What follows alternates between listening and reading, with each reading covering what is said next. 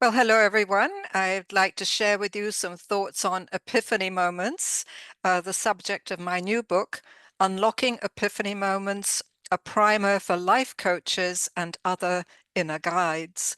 So you might ask, well, what is an epiphany moment?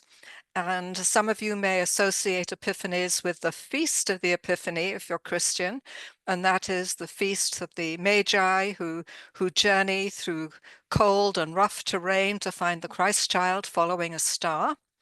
But for many people, the word epiphany has no relevance. It's not a word we commonly use. It's not a word that's an everyday vocabulary.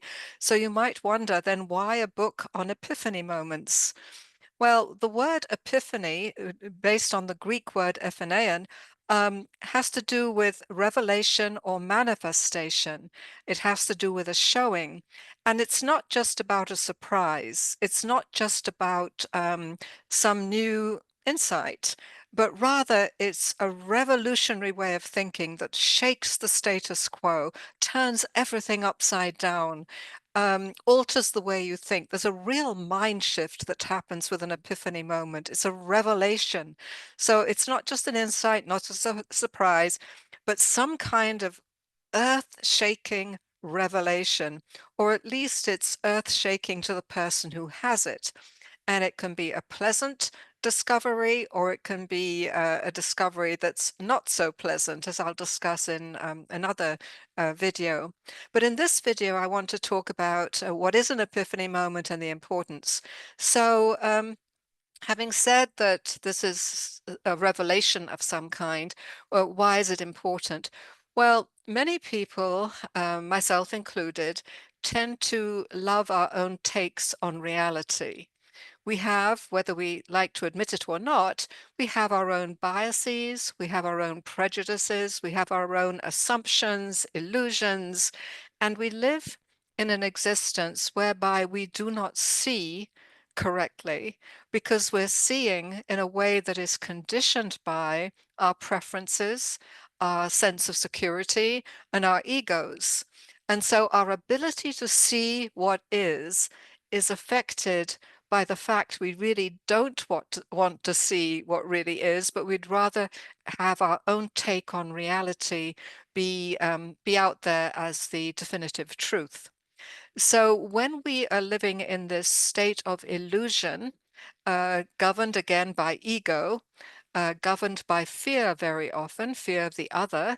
When I say the other, the person differing from ourselves, we have we build this kind of wall between what is and what is not, between what is real and what is fantastical.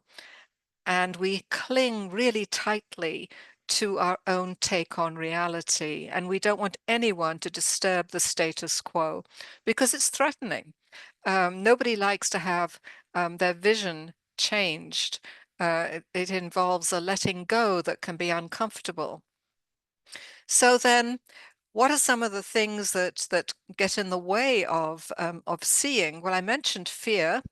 Also, it's a fear of being different than one's peers, because if everybody sees the way I see, then I can be secure in my unseeing. To use a simple analogy, Plato has this allegory of the cave, which many people get to study in high school, sometimes in college. And in this allegory of the cave, you have prisoners who are basically chained up and they see on the cave wall, um, they see shadows of the outside world, which they assume to be the real thing. And so the question comes up, well, what if one of the people imprisoned in this cave left the cave and instead of seeing the shadows, saw the real thing? And then that person came back into the cave to share what he or she had seen on the outside, not shadows, but the real thing. And the probable answer would be that those in the cave would insist that the shadows on the wall are the reality, and that the person who left the cave and saw the real thing instead of shadows, that person was somehow seeing erroneously or out of his mind or whatever else one might label that person.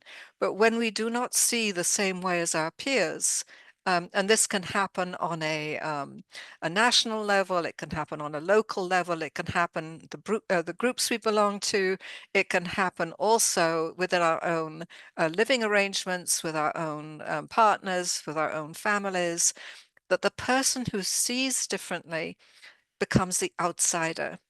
And there's a real fear in being the outsider.